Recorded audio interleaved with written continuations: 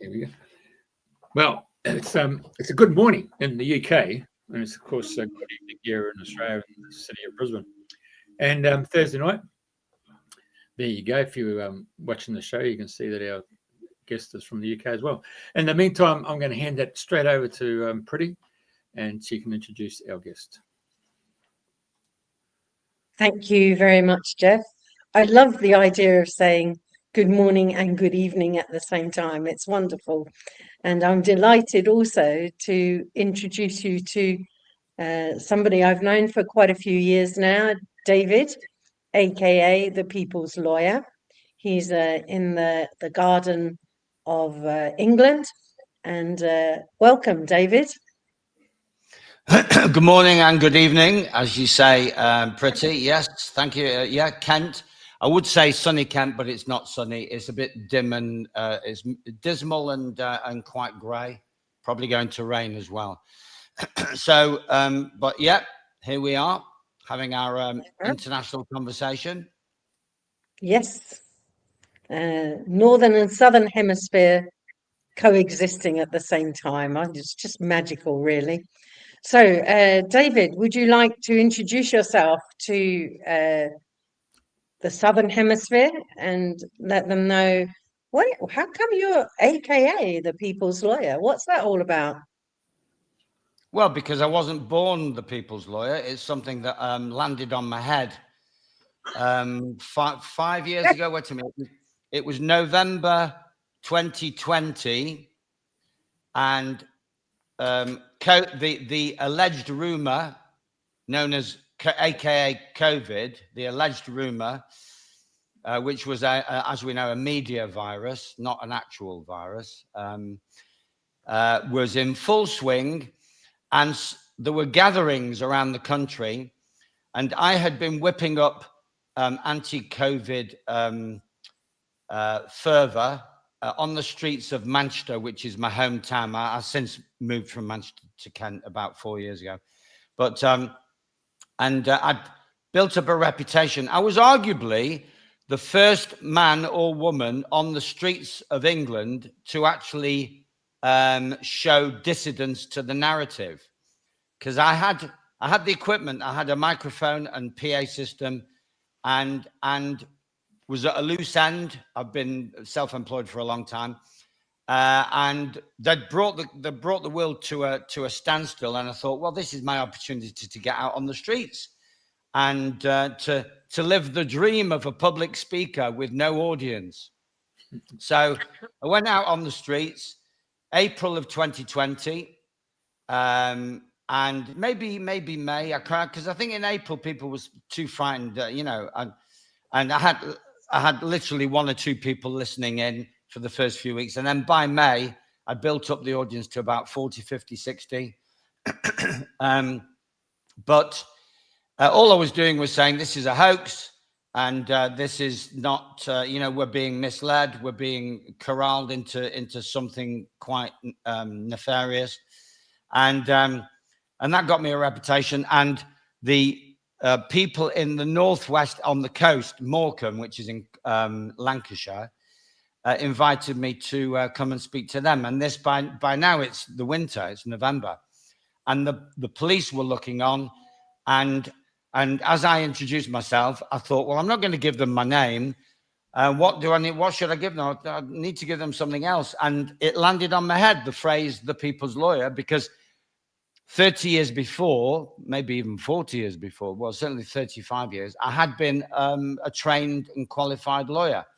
And since 2012, I've been training myself, retraining myself in law, so that and devising courses in law, so that by the time COVID came along, I was ready to teach people their rights. And so the phrase "the People's Lawyer" landed on my head. It seemed appropriate, and then it developed a website in the May of 2021, and the courses that I'd been running as David became the People's Lawyer courses. So that's the People's Lawyer bit. So flashing back to much earlier in life, yes, I'd had a conventional start. Decided that the only way to beat them was to join them, because I'm naturally quite, well, very independent minded, and I don't, and I go inside for my truth, and I've always gone inside for my truth. So that alone makes you the black sheep. I was the black sheep of my family, and it makes you alienated from your schoolmates who don't really understand who you are and what you're doing in school, you know. And because you don't really fit in. So not really fitting in, I decided that rather than wander off into the world randomly, I'd stick at it and excel in what I was good at, which was academic things, logic, words. Languages was my first specialism: French, German, and Latin. I was the only boy at the school that I went to that was allowed to do 3 languages for advanced level, A level. So I stuck at that. And then the question is, what do you do at university? Well, I would have done languages, but I didn't like literature. I just wanted the raw cultural connection, and to be able to understand French and German people and for them to understand me. I was not interested at all in, you know, in Proust or Molière, you know, not interested in what people born hundreds of years before me had to say. A little bit more interested now, but still not that interested.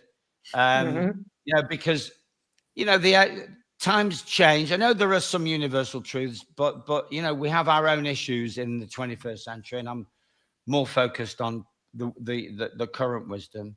So I decided that the most practical degree to do was law, because that would be the most versatile. So I went off to do law,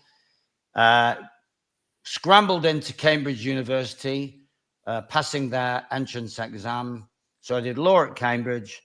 Then you have to sign up for lawyers training, which well, actually more academic work, and that was arguably the worst year of my life. Was postgraduate solicitors training, and it wasn't training; it was an academic course, and it was. So you go from doing things that are vaguely intelligent at Cambridge University.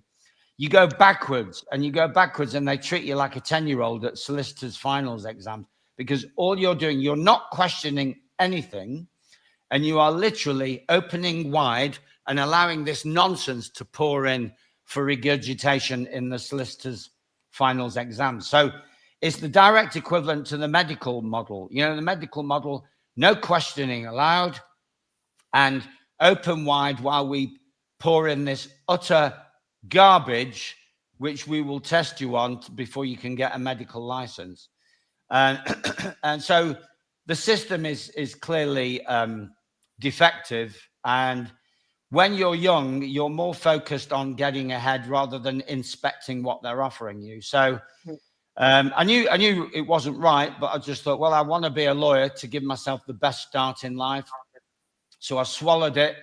It was absolutely turgid, you know, counting the minutes while you're studying. Anyway, got through that. And then the next level is to do training, practical training. So you go off to London to do 2 years of working in an office. There's some stories I could tell you about that, but I won't go into them. Managed to scramble my qualification, even though all my bosses could see that I was more of a hippie than a lawyer. You know, I mean, I didn't even keep a diary. I mean, what lawyer doesn't even keep a desk diary? Because I'm a timeless being. I don't do time. And I get very stressed when I have to meet people, because most people are on a clock. But, you know, I always say, see you at 10-ish. You know, if I say 10-ish, run a mile, because it's not going to be 10. It could be half 10 or 11. But, you know, so... You know, it's the chronological system doesn't suit the way I am, and you know, so I got into trouble with not keeping a diary, and I managed to bat that away and still qualified. And then I gave up. So I qualified and gave up. Just gave up there and then. And, you know, I just took the certificate and ran for the hills. I was playing soccer or football, depending on which country that you're in, for a local team. And one of the guys said, David, you're not doing anything. Do you want my job? And I said, what job have you got? And he said, well, I'm assisting someone who's delivering parcels, driver's mate. So I took that job. And I went from being a miserable, sort of grey, ashen-faced solicitor, not happy with life, to being an absolutely happy bunny, breathing fresh air, insofar as you can breathe fresh air in central London in the 1980s. And I went, and I was just literally glad to be out of the office. The claustrophobia was no longer relevant. Because I sat behind a desk. I'm 23 years old, and I'm projecting forward into how my life will go. And I'm thinking, well, 40 years from now, I'll still be at this desk or some equivalent desk with these people coming in, many of whom want you to solve their problems, and you haven't even solved your own problems yet. So it's just like, and I was thinking, this is a job for a 60-year-old, not a 20-year-old. And guess what? Now that I'm a 60-year-old, I'm back doing it, but now on my own terms. So it's like I was. The thing is, you envisaged yourself. Sorry? Yeah. you envisaged yourself at 23 to be doing exactly what you're doing now. Yeah. I held my own hand and led myself into my own future. So, but there's a huge difference. I'm a volunteer lawyer now. And I'm the people's lawyer. I'm not individual client solicitor. I am the people's lawyer. So, so the accent is on helping people manage the crisis, manage the governmental overreach, the existential crisis. So it's not A versus B. It's not a man against his wife. It's more the man or the woman against the system. So I am the people's assistant as the system is just malfunctioning. And while it's malfunctioning, it's taking down people who don't have the resilience and the knowledge and the wisdom to cope with it. So it's a whole different ballgame, and it's a much more joyous experience. And the accent is on educating rather than representing. So the people's lawyer is much more of an educator, because knowledge is power, and applied knowledge is true power. So if you can learn to apply it, then you're in a good position. So let me just join the dots a bit more. Excuse me. So I'll just give you an anecdote. So one day I'm driving around. By this time, a year or two later, I've been trusted to drive my own van with no assistance. And I went into a depot one morning at 6 o'clock in the morning. Now, normally the regular drivers at that time of day have got, like death warmed up, but I'm still running on this joie de vivre of living the great life of freedom and being out on the road. And I go into a depot.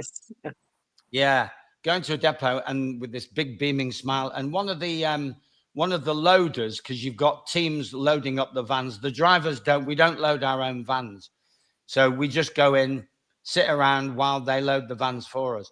And one of the guys on the loading bay said to me, David, come here. And he took me into a corner and he put his arm around me and he said, whatever you're on, I want some. And he just, and I said, I'm not on anything. I don't even drink. I'm nothing. I'm just high as a kite because I love the freedom of being out and about. And he didn't believe me, of course. He just thought I was winding him up. But that was the 80s, really. So I continued on that theme. And then something strange happened. After about 3 years on the road, for some strange reason, work dried up. And my sister had a boyfriend at the time who was a practicing solicitor. And he was emigrating. And he said to my sister, tell your brother that he can take my job. And this was in the East End of London with 2 hippie partners. And since driving a courier worker dried up, I thought, oh, go on. It won't kill me. I'll give it one last chance. So I went into an East End of London firm of solicitors, and for about 3 months I was okay, but then, you know, the brick wall hit, or I hit the brick wall, I should say. And I think, no, this is still an office, even though the office atmosphere is okay. The partners are fine, likable guys. They're not sort of robotic solicitors. I still, you know, the old hippie habits kicked in, and I was losing interest. And I was just seeing through the model, you know, whereby, and it's true of psychologists, psychiatrists, doctors, nurses, whoever, you set yourself up as the guru, and all the energetic vampires descend on you like you wouldn't believe, because you've given them a license to plunder your energy and to exploit your time. And I wasn't even well paid, so there was no real compensation. You know, it was just a pitiful wage. So I gave that up. I lasted a year, quit that, went back into road transport for another year. And then the real dreams started to, it was the year of the harmonic convergence in 1987, 1988. And that's when my brain started to think further ahead than the present moment. And it dawned on me that I was a linguist by school education, and maybe it was time to start learning Spanish and go and visit Spain. It was the one country that I hadn't had direct experience of when I'd done a Eurorail trip in 1987. So I learned some Spanish, and by the end of 1989, I was taking myself off to Spain, ostensibly for a few months, just to pick up their language, because I just thought Spanish is a world language, and that would be quite an asset. If I'm turning my back on law, then maybe I could use my skills as a linguist and see how I get on with that. Anyway, in the end, I stayed 7 years. And because I'm a bit of a perfectionist, I thought I don't want to go back with crappy Spanish, because that would defeat the object. And I was a bit cocky because I got to a high level of French and a reasonable level of German, and I thought Spanish would be a doddle, and I thought it would take me 6 months to get fluent. And in fact, it took me 6 years. Wow. So I stayed long enough to get fluent. But I had some experiences that started to shape the way my future would start to pan out. So, for example, after my savings ran out, and I didn't exactly have a whole heap of savings, but so I was able to spend a year in Spain, literally just learning their language, and that was a good start. And then in year 2, when funds ran out, I thought, now what do I do? Well, you can only do what they allow you to do in countries like Spain, which is teach English as a foreign language. Otherwise, you're a persona non grata, because they have quite a close community. Barcelona is more open and more cosmopolitan, but the rest of Spain is quite closed. So I was in Madrid, right in the heart of Madrid. So I started teaching English, as a foreign language. And the maverick in me didn't sign up for any teacher training. I just thought, no, I've got a high-level degree, postgraduate training in my own language. I trust myself. I'm quite creative. So I started to devise a way of teaching English that was slightly different, because I was focused on phonetics. And it turned out that even though it was pleasing for me, because I could see that language is a set of symbols and sounds, but the way it's taught, it's not taught that way. And that's why no one can speak anybody else's language. To be able to speak another language, you have to have one parent who speaks one language and another parent who speaks another language. That's how it works. If you want to be bilingual, you have to have a Spanish-speaking mother and an English-speaking father. There are exceptions, but the exceptions are, otherwise nobody can speak anybody else's language.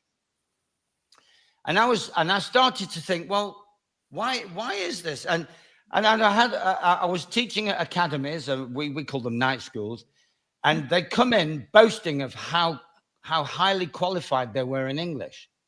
And I'm listening to them. I don't understand a word they're saying in my language. And when I speak in English, they don't understand a word I'm saying. And yet they've got all these qualifications. So at one point I said to them, who taught you English? And they said, well, highly qualified people. I said, what do you mean? Who? And they said, well, Spanish people that have got the Filología Inglesa, which is basically an English teaching certificate, which means absolutely bugger all. It doesn't mean anything to in English. It just means that the world of academia has allowed them to progress through the ranks. Yeah. And if you look up the word academic in the Oxford English Dictionary, one of the definitions of the word academic is of no practical use or value. Now, I didn't know that at the time, and I'm just following my nose, and my nose is telling me that, listen, I can't speak their language yet. I am getting better because I'm living in Spain. So my Spanish is going like that, and their English is going like this. Because I can teach them some wonderful phraseologies in English, and they go out the door, and they're still in Madrid. So what good is that to them? It's no use. They have to get on a plane and fly to London and put it into practice, but they're not doing that. So I'm learning that the teaching of English in Spain is a waste of time.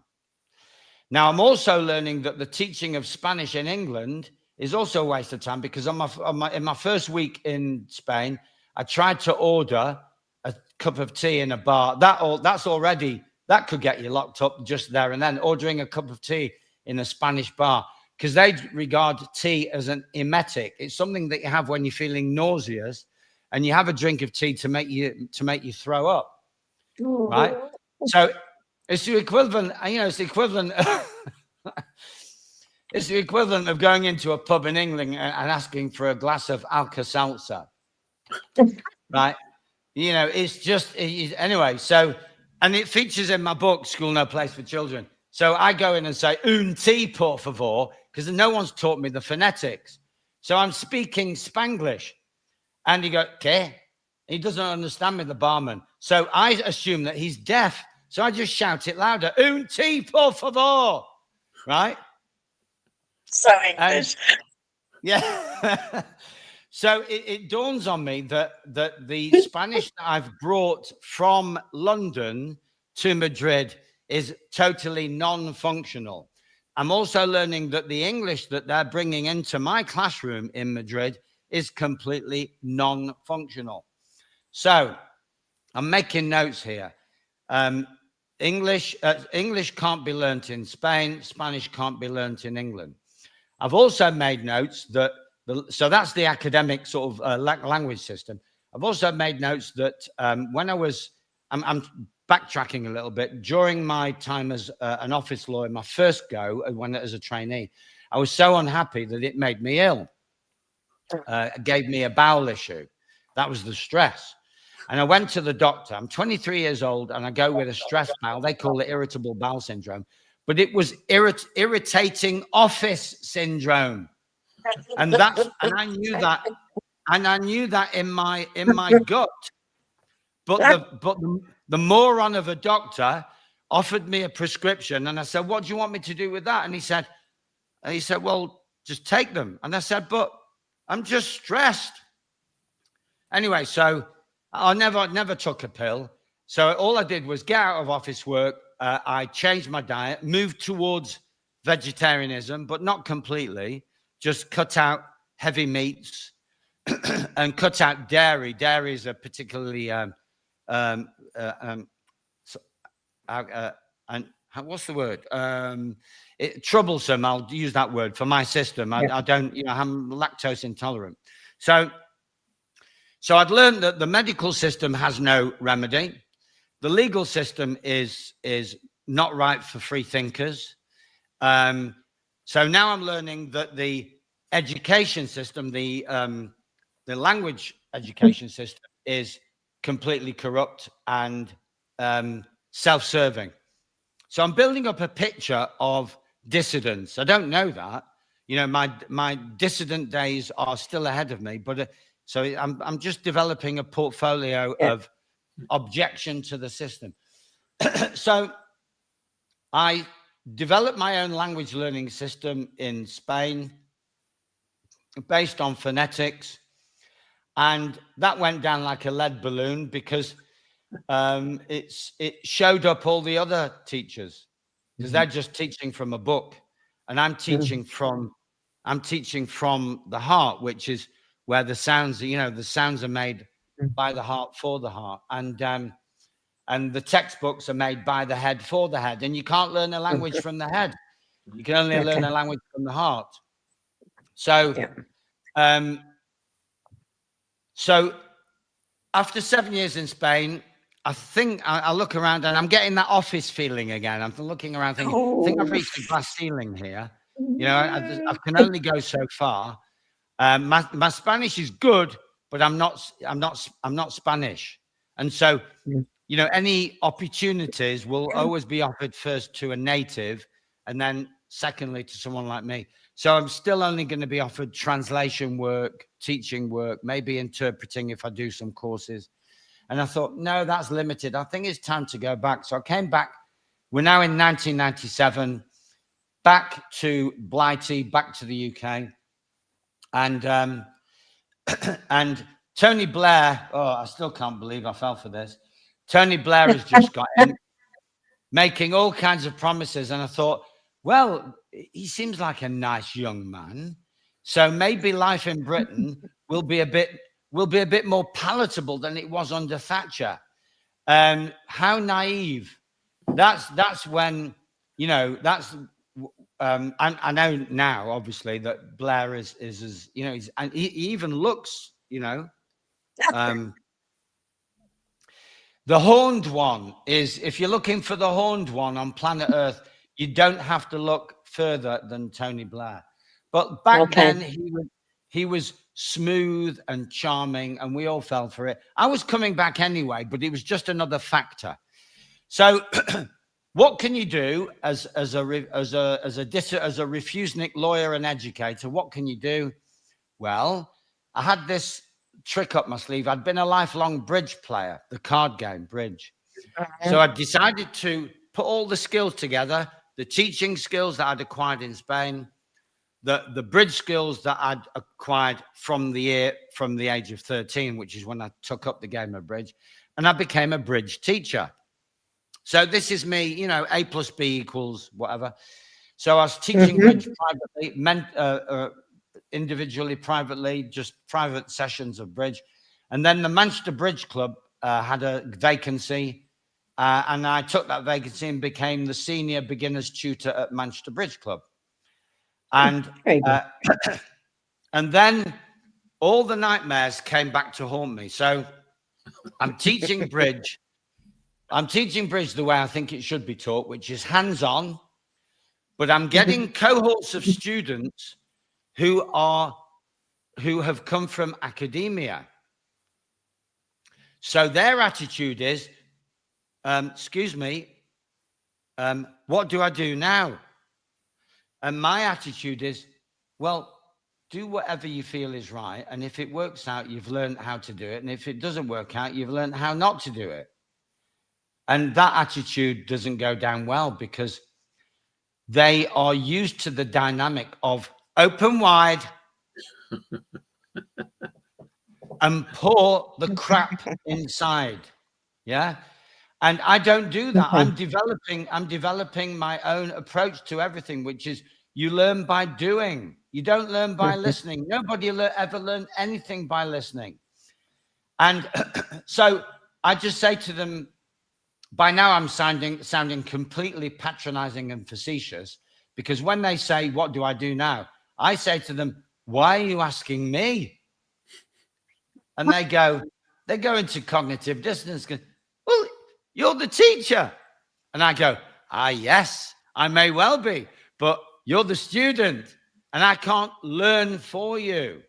I can only assist you in your own learning, which is what I'm doing, because I'm laying on these amazing lessons which people can use for an exciting trial and error adventure, but they don't want excitement.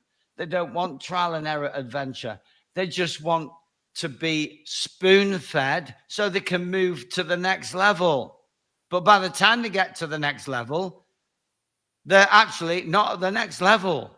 And people wonder why bridge players who've been through the bridge learning program can't play bridge. Right. And people wonder why people who've studied French at school can't speak French. And people wonder why people who studied Spanish at school or anything at school can't do it. It's because the program is built not for the student, it's built for the teacher. So that the teacher can earn a living and pay a mortgage. So ultimately, it's the banking system. This is what I know that now. Back then, I'm still wondering, there's something terribly wrong, and I haven't put my finger on it yet. I know I've given you a very, very long-winded answer to a very simple question. Oh, it's very interesting. It's a beautiful meandering. It's fantastic. Well, so and it will open people's minds to the idea that this, we are exiting a system that is completely dysfunctional. So all I'm doing is giving people an idea of how I discovered the dysfunctionality in the system, and while progressing along a journey to becoming the people's lawyer. So again, to fill in the last few gaps. So I had to quit. Like I did as a lawyer and like I did as a teacher of English in Spain. I had to quit as a teacher of grown-ups of bridge in England. But before I did that, I was offered funding to go to schools. And I thought, now that's interesting. Surely the children will be more keen to learn by just doing it, because children are natural learners. And sure enough, they were. And when I went to schools, the problems that I had were exclusively with the staff, because the staff are, on the whole, brain dead. But the children are brain alive. And so I was enjoying myself. I'd like to see it. And the staff were doing their very best to sabotage me, apart from one or two notable exceptions. But most staff are saboteurs of the education process. 50 years ago, there were some incredible teachers who were passionate about their subjects and who were genuinely a thrill to be around. They're dead and buried. They're gone. Long gone. And they've been replaced by automatons who are only paying the mortgage and have no passion for their subject and teach it with their face in their keyboard or on their keyboard, or turn their back to the students and teach from a smart screen or whatever. So the passion has gone out of the classroom, the interest, the excitement, and the heart, brain, gut connection. It's all brain, and the brain's a tiny pea compared to the heart. The heart is 500 times more powerful. So if you're not doing anything from the heart, you're not doing it at all. Anyway, so so the children that I was coming into contact with were doing it from the heart because they want to learn. They want adventure. But the teachers don't want anything of the sort. So I was gradually excluded from the funding was drying up, and eventually I was defunded. And when I complained to Parliament that in fact we were doing it all wrong, that I'd been sent in as a maths and thinking skills coordinator using a card game as the bridge, no pun intended. Yeah. Good one. Yeah. Bridge So that. yeah. So I said to the bridge authorities, I said, we're not doing this right. I mean, you can't tell any authority that they're doing it wrong. But I was young, I was naive, still naive, and I was saying we're doing this wrong. We should be going in as a social activity, social and emotional skills, connection skills, intrapersonal skills, falling out and becoming friends again. And but they didn't have it, and I protested, and there was a report was made to Parliament. I actually went to Parliament physically, but they were just going through the motions. They were just patting me on the head like a good little dog. Yes, good little dog. Your ideas are interesting, but we're not going to do anything with them. They didn't say anything like that. They just said, leave it with us, and that was the end of that. So the resentment of having a good idea quashed led me to start to write the book School No Place for Children. So now you can see where I was going with that story. That's how that book came about. And 10 years ago, that was quite an avant-garde, out there title, School No Place for Children. But 10 years later, 2026, it's actually quite soft core, because the schooling model, it's more than just dysfunctional, it's positively diabolical. And that's why I've started work on book 2, which is Schooling and Other Crimes Against Humanity. And I'm going to bring into play not just the dysfunctionality that was dealt with in part 1 and the alternatives to schooling, mainstream schooling, but I'm actually putting my people's lawyer hat on and awakening people to the actual factual criminality of schooling, and the audacious idea that parents who send their children to school, once they are put on notice of what is happening in school, become accomplices to a crime. Oh, Lord. So that is the nature. That is my way of waking parents up, because a lot of parents say, yes, I agree with you, David, but it's the yes, but brigade. But I've got to go to work, I've got to pay the mortgage, I've got to do this and I've got to do that. Well, that, I'm afraid, I expose as narcissism. When a narcissistic parent puts their own interest before their offspring, that's just barefaced narcissism. And the confident 60-year-old of 2026 is not afraid on any level of calling parents out for their own narcissism. Because I'm not just going to blame the education model. There has to be a holistic approach here, and I've seen it, and I've come across it too often, way too often, that everybody loves. Teachers love blaming parents, and parents love blaming teachers. Well, I blame them all. I share out the blame. I'm kind of, this is my humanitarianism saying, listen, folks, you're all wrong. Yeah. Okay.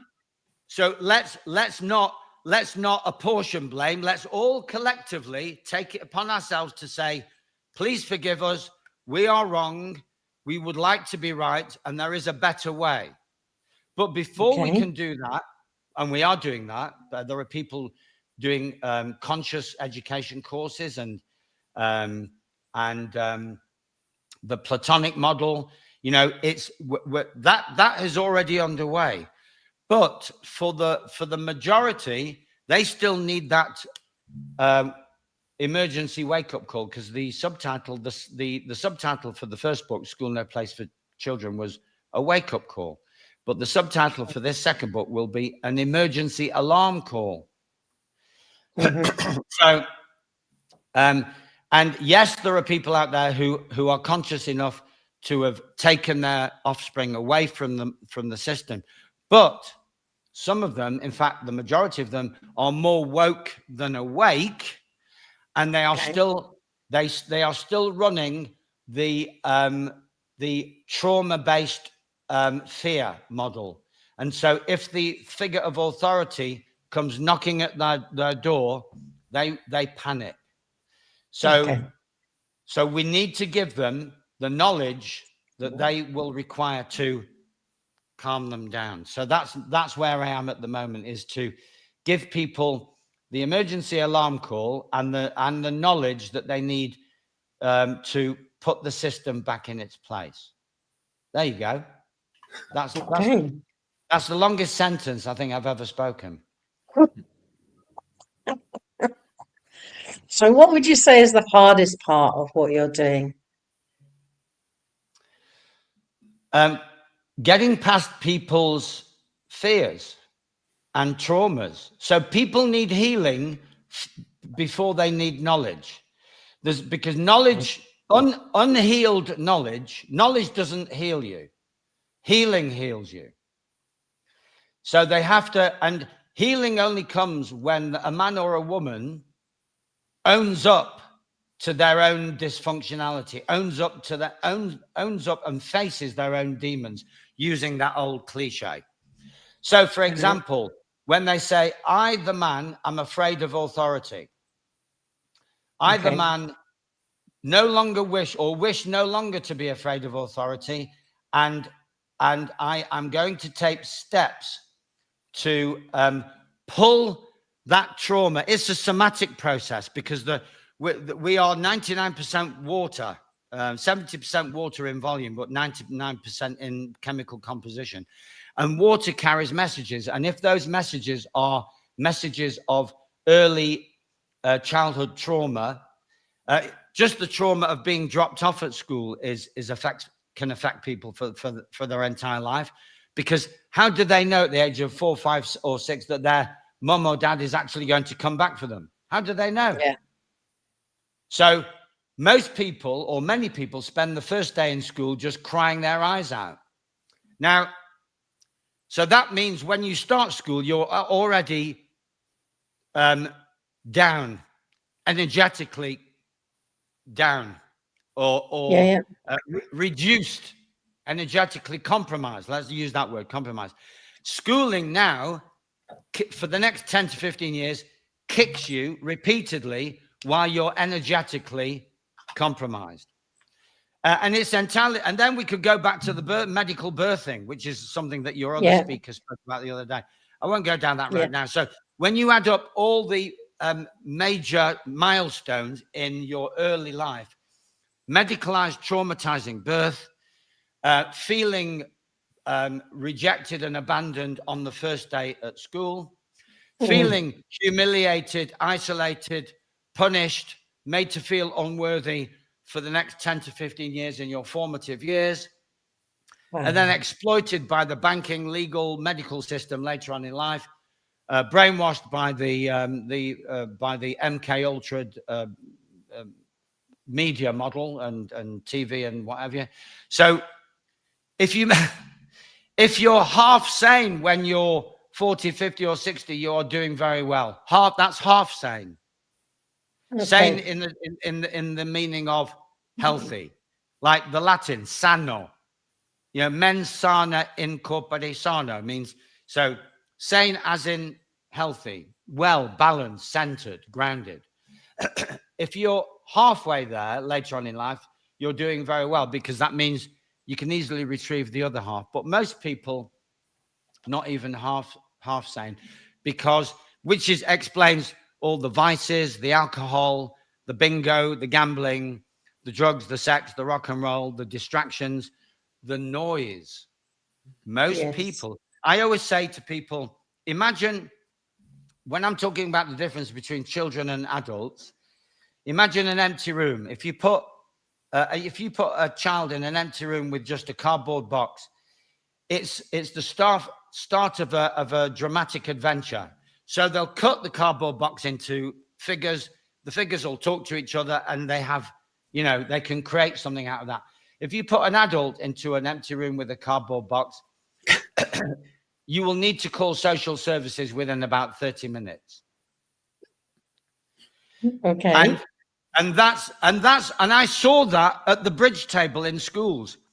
Staff looked incredibly stressed because they're learning a game that they're not familiar with. And the stress was written on their forehead. But the children looked excited, because learning is exciting for children, but it makes adults very, very stressed, because it takes them back to the trauma of when, if they put a foot wrong in the classroom, they were humiliated and penalized and humiliated. So back to your question, what's the hardest part? The hardest part is is because at the moment I've got 1,000 students. I've only got about 100 of active at any one time. And the hardest part is helping them to learn, but to get past the trauma. Wow. Getting past the trauma, because I'm not, as the people's lawyer, I'm not a trauma release specialist. So what I'm doing is I'm moving towards trauma release because I've got this workshop that I've developed in the last 6 months called Warrior to Warrior. So I've stopped doing chalk and talk presentations because all the information is out there. There are people like me who are doing presentations. So now I've got a hands-on interactive workshop called Warrior to Warrior, where we go into the obstacles to learning, the obstacles to sovereignty. Why is it that, when a policeman rocks up and asks me a question, I have to answer it? Why is it? Why do I not say something like, excuse me, but who are you? You seem to have a fancy uniform on, and I don't know for sure. You look like someone that could be a police constable. Do you have your constable's card? Oh, you don't have your card, right? So you could be on your way to a fancy dress party. Well, how do I know? So you can only be, if you're not on the way to a fancy dress party, then you could be a police officer. Now, a police officer is a corporate agent, and a corporate agent requires a contract with a man or a woman. I don't wish to contract with you. I don't wish to give you any consent. So off you go. And that's how we should be dealing with these people.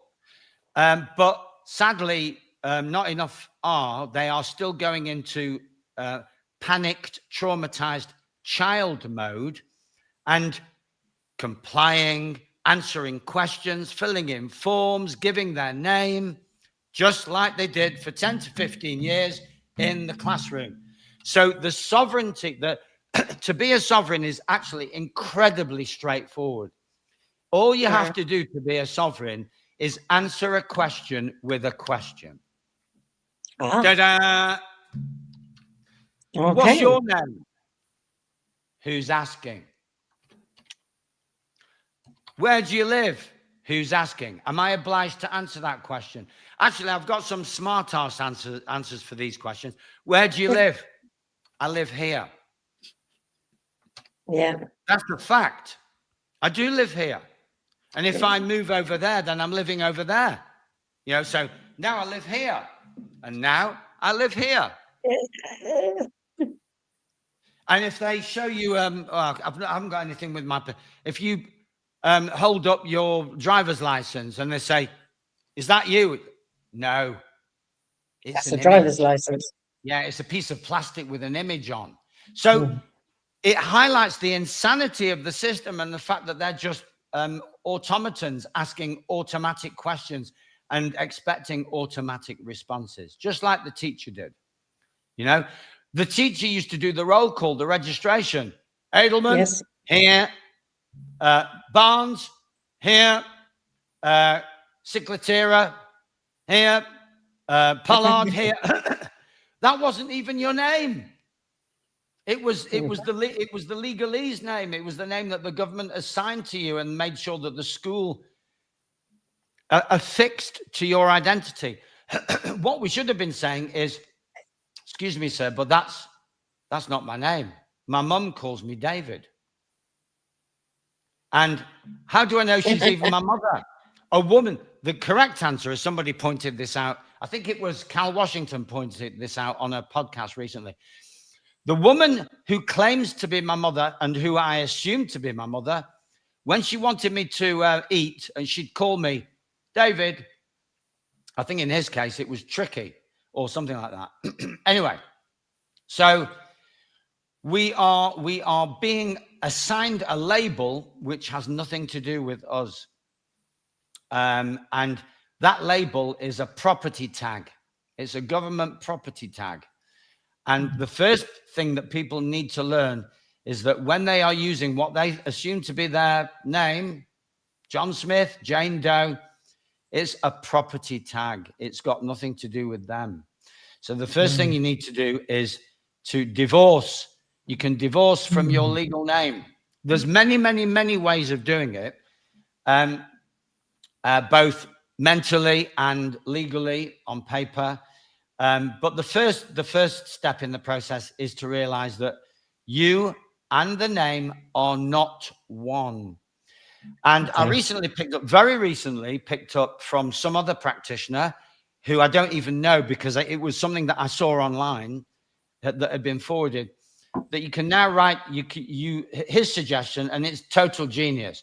You can write to the Registrar General and ask them 3 questions. Question 1, am I the legal name? So that's existential. And of course, they've got to write back and say, of course you're not. Am I the lawful owner of the legal name? And they have to be transparent. You can do it under the Freedom of Information Act. No, of course you're not. And am I the legal title owner of the legal name? Of course you're not. And once you get that evidence, then that's your proof that you and the legal name are not one, and that you have no claim to the legal name, which also means that no one else can claim against you using the legal name. Wow. And there are other strategies that if people do I'm going to get promotional now. If people sign up for my course, 2 courses, one is extensive, do it in your own time, and one is intensive. Yeah, if you go on courses, Priti, or is it Jeff? Yeah, that's it. Jeff has it.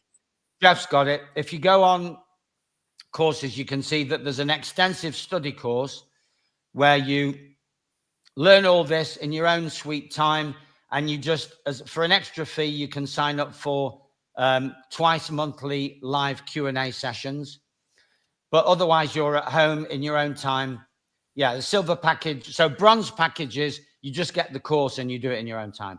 Silver package, for an extra £100, you sign up and you get onto the live Q&As as well. And there are even higher packages where I can mentor you through the materials. And the intensive course is 6 presentations which are recorded, and you get fewer materials because it is intensive.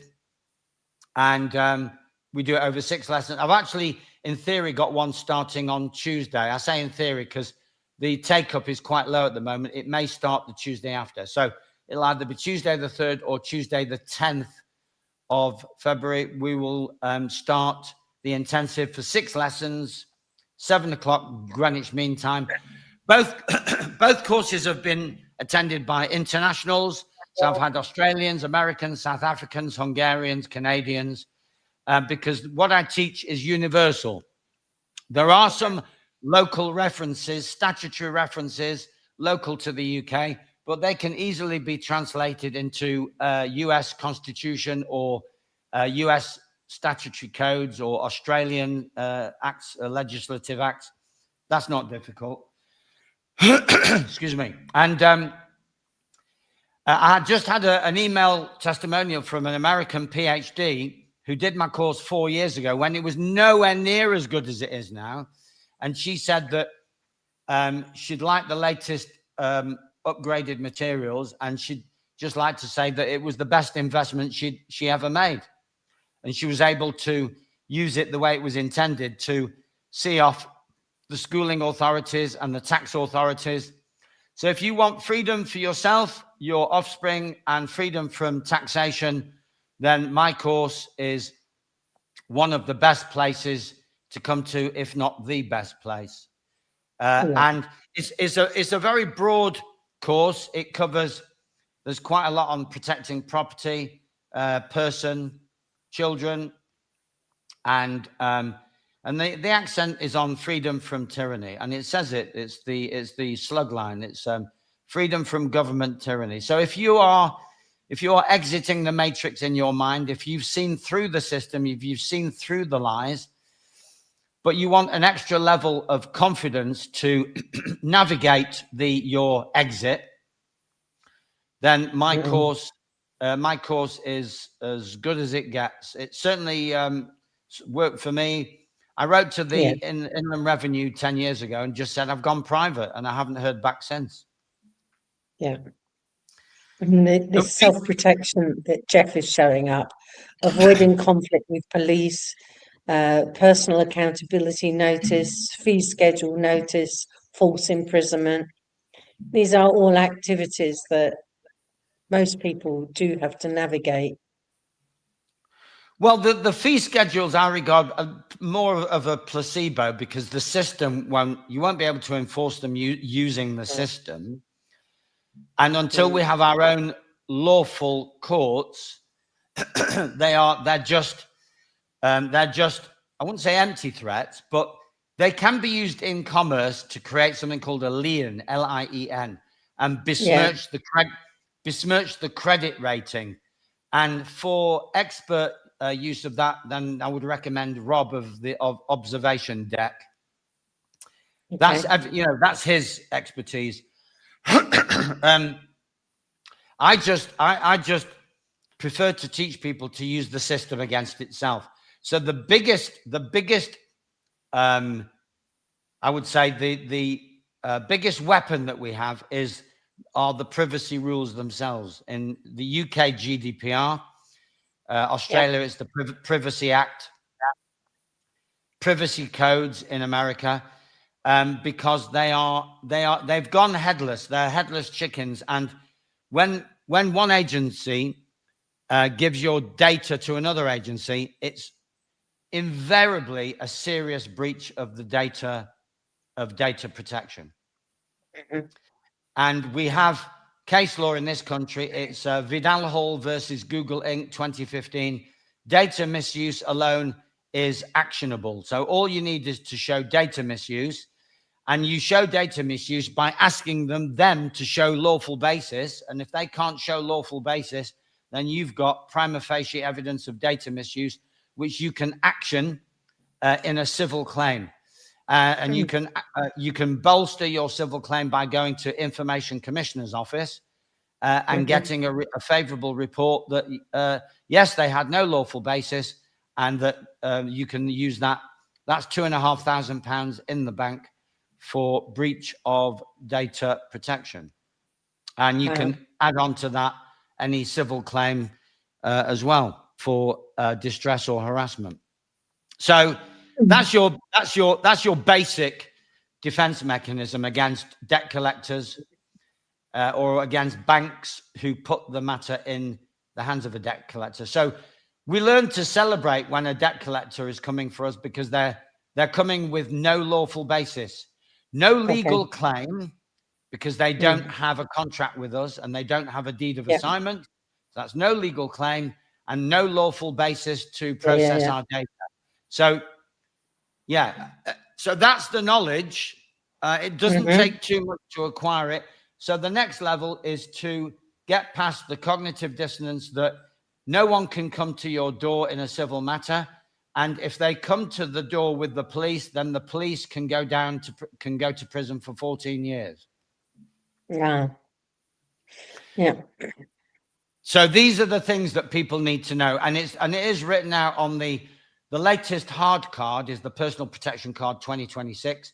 That's got the legislation that shows a police agent in abusive position can go down for 14 years when they threaten to arrest you for breach of the peace when you're in your own home, minding your own business, and they refuse to arrest an agent who's clearly in breach of the law because they shouldn't be at your door in the first place, and they are intimidating you, which is harassment. That's a crime. If there's two or more of them, that's course of conduct crime. You only have to come once with two people, and that's already a crime. And if the police officer is playing along with that and saying, no, they've got this and they've got that, and they haven't, they've got nothing, then the police officer is committing a crime. When I had a police officer at my door, I just read out Section 26, Criminal Justice and Courts Act 2015, and they were gone within 3 seconds. Oh, this is clearly a civil matter. We don't need to be here. And so knowledge doesn't de-traumatize you, but it really helps. It really helps. Yeah. Because if you can push through your trauma and see how knowledge works, then that experience will start to de-traumatize you. So you've got to apply it before de-traumatizing can take place. Excuse me. Okay. And can I ask you, unbeknownst to us, most people are on the electoral register. So we've all, one way or another, signed up on the electoral register. Can you elaborate anything about how the electoral register itself impacts on people, generally speaking? Well, that is your consent to be to be governed. Signing up on the electoral register is that you give them evidence that you are consenting to be governed. And you're being governed in the legal name, the name that you are registered under. That doesn't belong to you anyway, because you've already explained that. Well, that's not part of you. That's another day's work. That's part of the awakening process. But within the matrix, signing up on the electoral roll is like signing up for a school. It gives the head teacher and all their staff permission to punish you. So you're giving Parliament permission to punish you, permission to tax you in the legal name. That doesn't belong to you. Which is why when you announce to the tax authorities, as a man or a woman, that you are in effect divorcing from the legal name and you're operating from now on as a man known as David or Priti or Jeffrey, then the tax authorities are put on notice that further involvement from them would be potentially criminal activity. So it flips the switch. If you don't go through a process and you carry on regardless, any inappropriate activity on your part is potentially criminal because you've signed up. You've signed up to be a criminal. And your signing up was actually a criminal act. It was an unlawful act because you misidentified yourself. The birth certificate is not evidence of identity. So using a name that features on the birth certificate is a criminal act. And it's also unlawful. It's taking up an unlawful, unauthorized position of executorship of an estate that you didn't create and don't own. So, so the under Roman civil law, the presumption of guilt is based on the fact that we don't know who we are. We've agreed to be governed. We've agreed to be governed in a name that isn't ours. So the acts of criminality are multiple on our part. And so one of the things you can do is using something called the three estate protocol, which I won't go into now, it's a bit detailed, is essentially you are owning up to to the fact that you didn't know who you were in error. You've committed unlawful acts, which you now forgive yourself for, and you wish to be forgiven for. And you now realize that, in fact, you weren't the unlawful trustee. You were, in fact, the beneficiary of the estate and the beneficiary of the legal name. And in that capacity, you are now giving instructions for the agent, whether it's the tax authorities or the school or whatever. And so you shift the focus now onto your true status as principal beneficiary, sovereign beneficiary, giving out instructions, but going through a protocol so that you're wiping the slate clean. We've all taken the Lord's name in vain. The Bible has all the clues. People think that taking the Lord's name in vain is shouting out Jesus Christ or, oh, for God's sake. That's no. The Lord is the Pope. The Pope was Julius Caesar, the Caesar. But then when the Romans realized they could not control the world's population militarily, they could only control the world's population using faith. Faith in what? Faith in God. They got that from the Jews.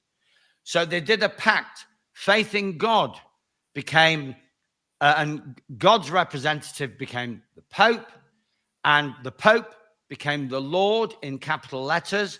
So L-O-R-D in the Bible with just capital L may well be Jesus or God, who knows. But Lord, capital L, all in capitals, L-O-R-D, all in capitals, that was initially Caesar, and then it became the Pope. And the Pope declared a trust over the entire planet with Unam Sanctam in 1302. Yeah. It was Pope Boniface. So that the Pope laid claim to all the souls on the planet. The souls were designated by the legal name, which the British Crown took care of. So any registration at birth then ends up in the Vatican. So they put the soul next to the legal name. So the legal name belongs to the Pope. And whenever you operate in your legal name, you are taking the Pope, i.e. the Lord's name, in vain, because you don't own it. You've got no claim on it. And when you are punished through taxation or fines or license fees or imprisonment, it's because you took the Lord's name in vain. But they are running a system in which they make you believe it's because you didn't do this or you did that and there was a rule against it. No. It's because you gave them the Lord's name and you took it in vain. If you don't give them a name, they can't do anything. They may hold you in a prison for 23 or 24 hours. There are people as we speak being held in prison without charge because they are not giving the authorities. And I know someone personally. I've met his friends, not him personally. I may have met him, but anyway, he's being held in prison and has been held for 2.5 years because he will not give them the name. So they can't prosecute him, but because they're such evil munchkin peoples that they are holding him without charge, which of course is against all the laws on the planet, you know, all the international conventions, but they are holding him because he is exposing the system. So he is the hero. You could argue that he's the most heroic man on the planet right now, languishing in a prison cell, because he knows that the system can only operate on the legal name. And if they let him out, he can shout that to the world, but they can't let him out because it would collapse the system. It would collapse the matrix in 2 minutes. Wow. Let's take a deep breath on that. And as an opposite question, what's the most rewarding parts of what you do? What do you see that ignites you? I can see you're quite ignited anyway, your personality and everything. But what is it that keeps you going and gives you the greatest pleasures in the work that you're doing? The primary thing is that is the blessing of COVID, and it was a blessing. Some people have reinvented it as a curse, but it was actually a blessing on all levels. And for me, the blessing was to release me, to give me the freedom of movement, because all the people that had fell for the trick were off the street. So I had the freedom of movement and the freedom to eventually become the people's lawyer and to basically be the shepherd that assists people on their journey out of the matrix. So it's my sole purpose. COVID was me awakening to my true soul purpose, which is to fully awaken myself, to accelerate that process, and to encourage other people to do the same. So that's my sole purpose.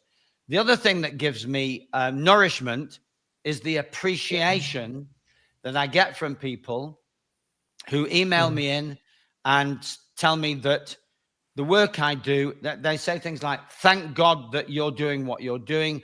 Thank you for all that you do for humanity.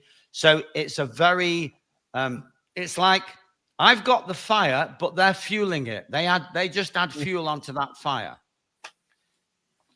And, whereas when I was a solicitor, you didn't get any of that. You get no appreciation whatsoever. All your bosses ever do is moan and groan. If you get in at 9:35, on the contract says 9:30, 5 minutes late. It's like being at school.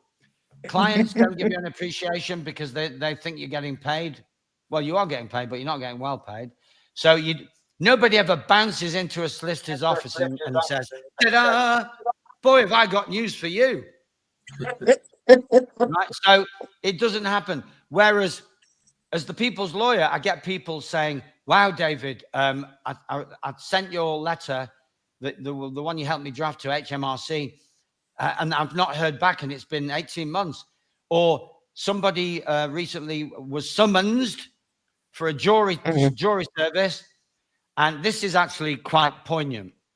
So she had a consultation with me, and she said, David, I've been summoned for jury service. And I'm very blasé now about my own sovereignty. And I said, well, so what? Well, you just don't do it. Yeah, but. Oh, okay. So you want to write a letter to rebut the presumption that you owe them an obligation. So we co-created a letter. She sent it off, rebutting their presumptions. And I didn't hear for a few weeks, and I assumed that everything was hunky-dory.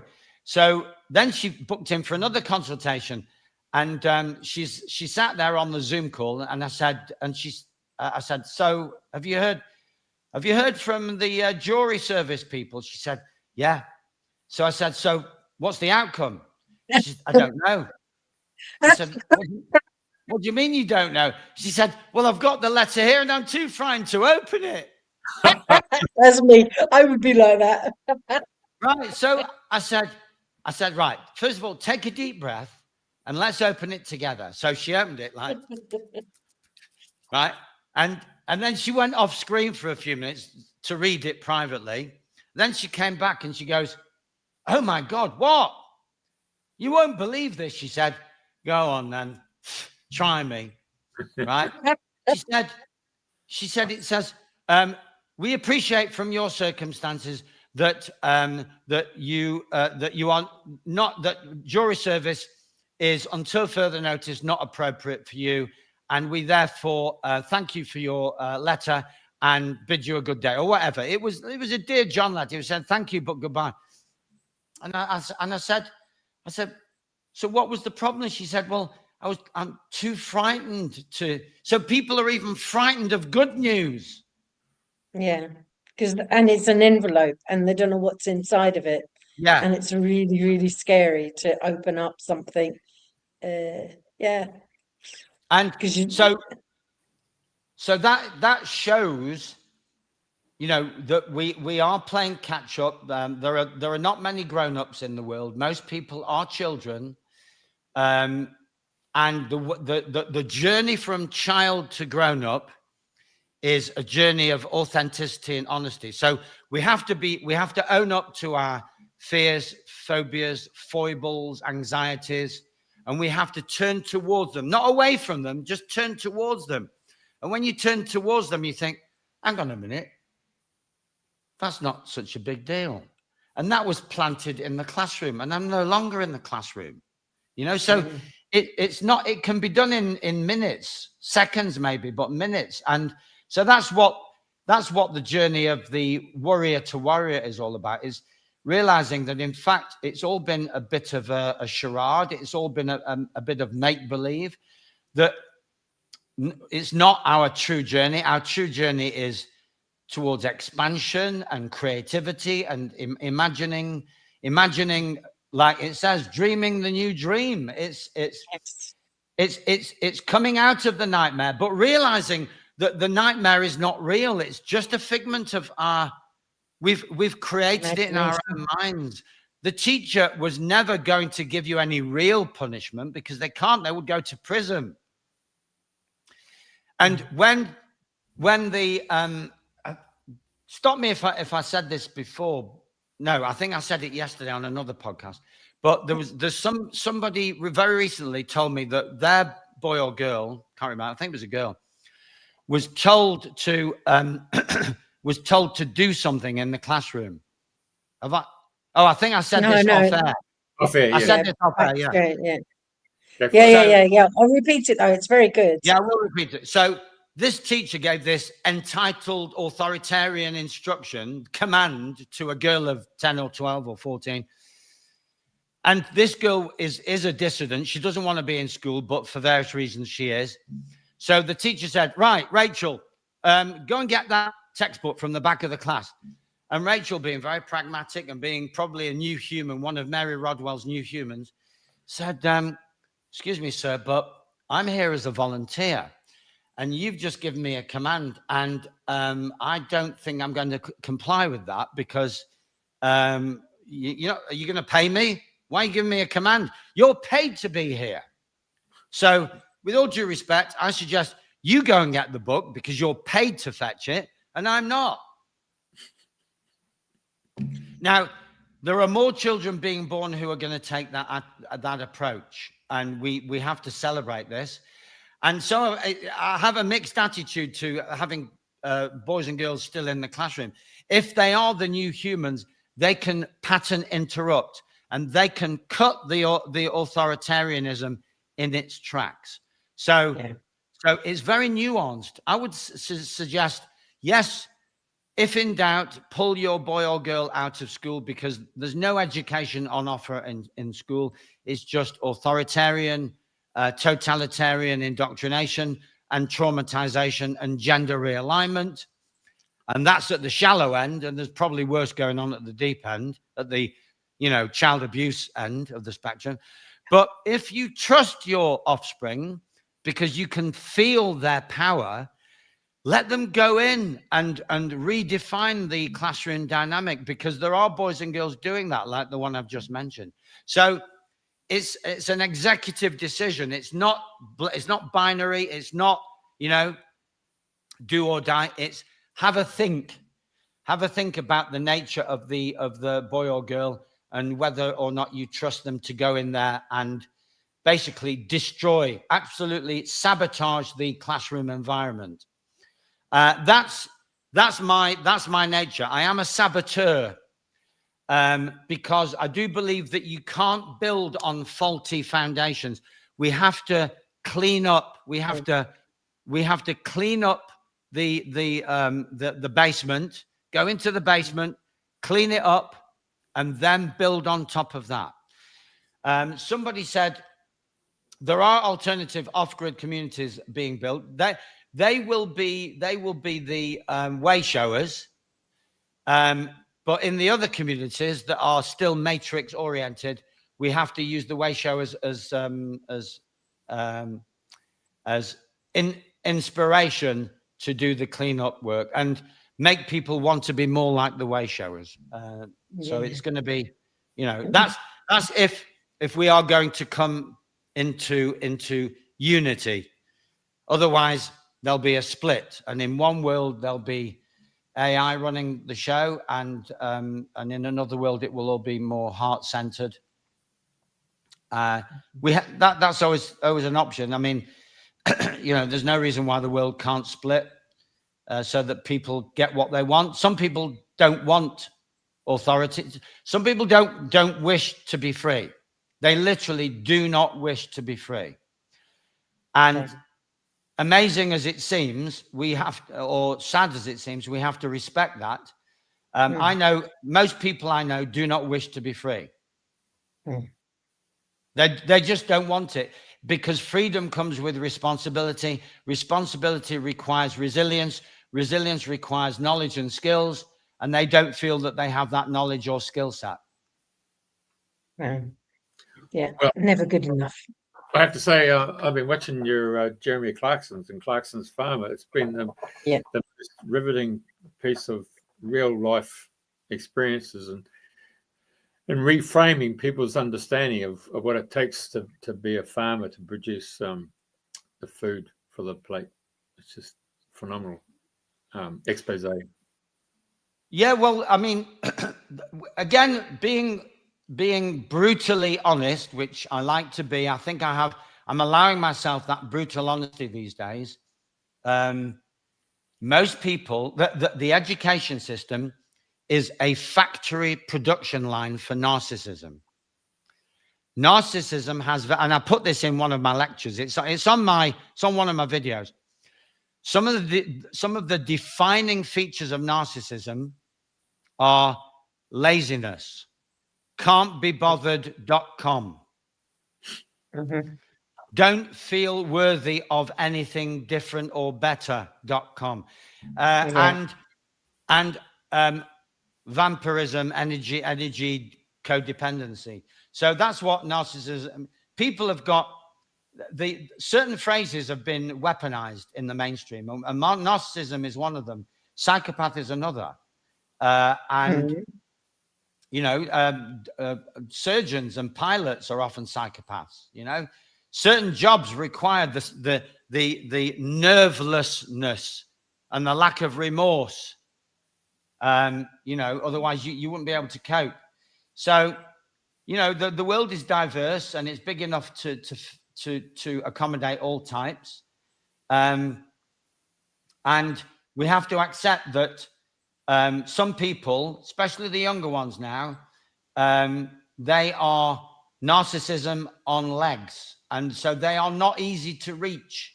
And they have this entitlement and they have this arrogance. A friend of mine has a godson who's about 18, 19, 20, and we met physically. So she was visiting me and she was arranging to meet him.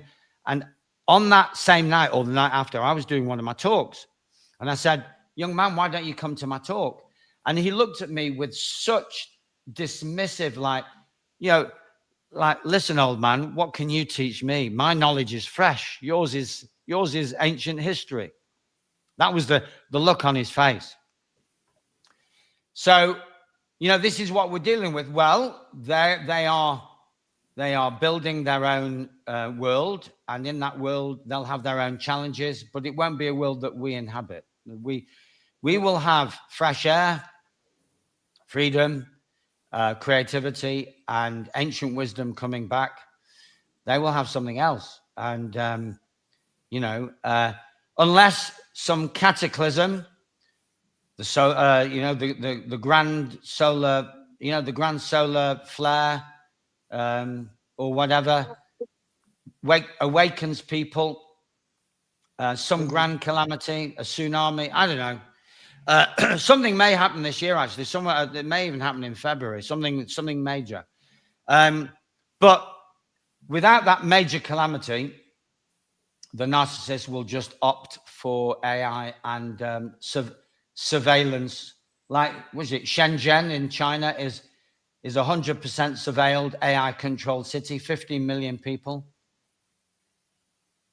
Wow. And it operates exclusively on AI. AI is the brain. The city has a brain, and the brain is AI.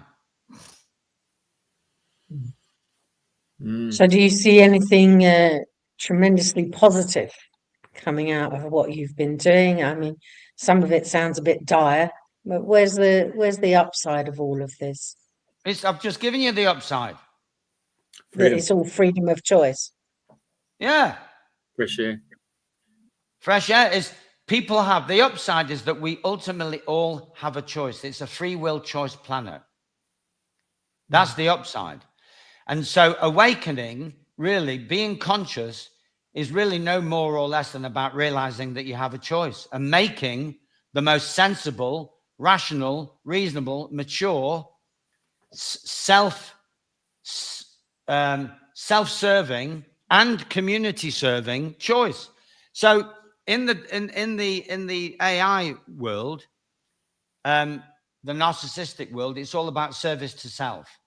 That's what schooling does, because you didn't celebrate the top grades that your colleague got. You didn't, not really, not in your deepest heart. You only celebrated your own grades, your own top grades. Mm-hmm. Yeah. So you were being trained, and you didn't really help your fellow students to do well. And when you did, it was called collaborating and cheating. But in the conscious earth, on conscious earth that we are returning to, collaboration will be celebrated. Community spirit will be celebrated. Serving self will be only celebrated if a better version of you can serve the community better. Yep. So that's is there that's go on. yeah. So it's all celebration, but it's the fact. Another fact of life is that not everyone who appears to be human is actually human. Wow. Now we can argue till the cows come home about the precise figures, but the number of people who have the soul potential, first of all, who have a soul in the first place, but the soul potential to grow into true free sovereignty is limited. Some people just there's various descriptors. Some of them are called non-playing or non-playable characters. They are background people, and they will always opt for the matrix solution. And they can be people that you're related to. They can be family members, friends. They are just hooked into the matrix. That you can tell them when, from some of the things they say things like, life's shit, then you die.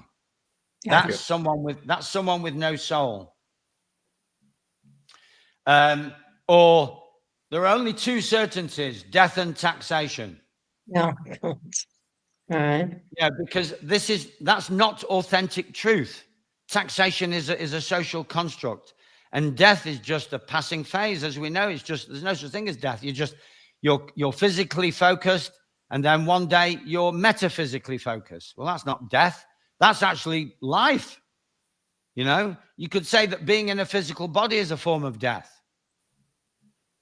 So there's people with a soul, people without a soul, and then you've got people who aren't even people, creatures, shapeshifters.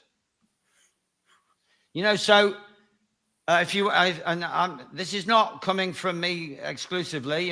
Putin reckoned that Elizabeth the Queen was a shapeshifter. He saw a shapeshift on the staircase in the Kremlin, or it may have been Buckingham Palace. I don't know. So basically you've got people with a soul, people without a soul, and shapeshifters. So that's three categories already right there. So all that's happening is we're having a grand sifting, a harvesting of the different types, so that everyone goes to where they are meant to go. So people like us are meant to go back onto the land and in connection with the mother. Some people say that Gaia is about to depart, which is why, and that she now trusts us with shepherding her territory. We've got the consciousness to do it by ourselves, whereas she needed to be there while we were still growing. So the earth, you could say, is a womb. And some of us are now exiting the womb in our consciousness, whereas others will stay in the womb, and that womb will be run by artificial intelligence. And then the shapeshifters will be dispatched to a dimension, probably the fourth dimension. And while we're hopping past the fourth onto the fifth. So you'll have third and fourth, people without a soul, AI in control. AI is in touch with the fourth dimension, which David Icke says is run by AI, the so-called demonic dimension, which is basically just AI. And then we'll be skipping all that through the heart into the so-called fifth, and then sixth, seventh, eighth. And that's the journey that we're all on. So there's, so it's not about bemoaning the fact that some people won't be joining us, because they were never meant to. Well, so Is there anything, let me have a look. Is there anything important that hasn't been said that you'd like to finish up with? Your parting message? Well, we've covered quite a bit, really. We have. Yeah, we have. Well, what I would say is follow your heart. Other people's wisdom can be factored in, but if it doesn't resonate, leave it. The Matrix has gurus and idols. These are the false biblical idols, aren't they? The Matrix has false idols, celebrities, and they are about to be exposed. This is the year where the celebrity and the idols are exposed for who they really are. So when I said that there may be a coming together, there may be, in some ways, it will be that those who do have a soul, but whose soul has been compromised, trapped in the Matrix, will feel a soul release when they awaken to the fact that the Matrix was just one big lie, that all their heroes were in fact not real people. They were either shapeshifters or actors, that the white hat movement was a psyop, but it was a benevolent psyop to help people wake up using actors. Trump may well be an actor. Some people say that there are 9 versions of Trump. So the psyops abound. So you've got the dark psyop, putting people into fear, and the light psyop giving people hope.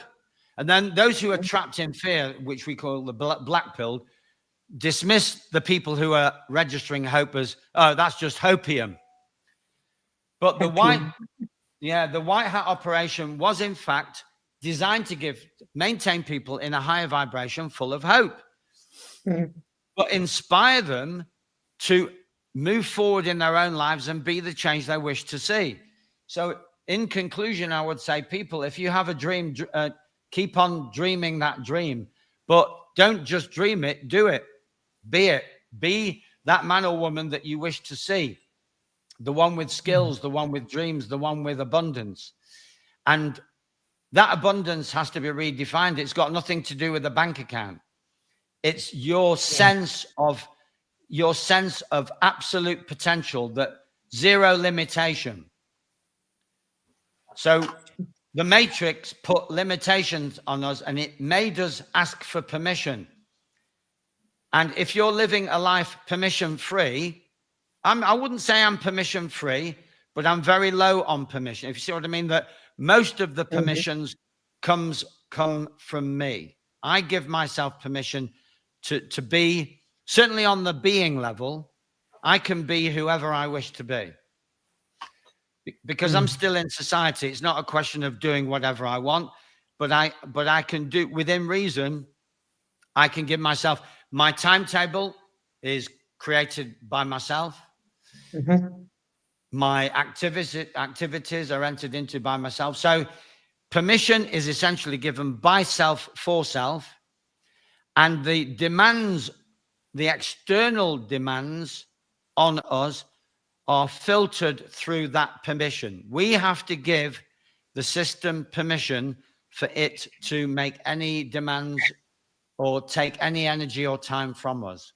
So it's an inversion. So to invert the schooling process, we're the ones giving permission. And there's actually case law on this. Entick versus Carrington from 1765 for crime, 1765, 250 years ago, more. Wow. That no agent can step on my ground, which can be my sacred space, not just my land. No agent can step on my land, ground, space, delete where applicable, without my license, which means without my permission. So my parting words are, remember that the government and the agents need your permission. Now, they've manufactured your permission, your consent, sending you through the system, but it's now time Now time to cut the cords that bind and realize that permission comes from you, not from them. Okay. End of speech. You know, David, is captivating and fascinating, and it's a joy to listen to you and to have had this interview with you today. It's always a delight to engage in conversation or to listen to what you have to say. Thank you very, very much for being here. Thank you for sharing how you came to be the people's lawyer, and hopefully people will have a much better perspective of themselves by listening to you today. It's brilliant. Thank you very much. Thank you very much. Can I just make a quick plug for my next event? Is that okay? Go ahead. Yeah. Okay, so limited spaces, because it's relevant to today's podcast.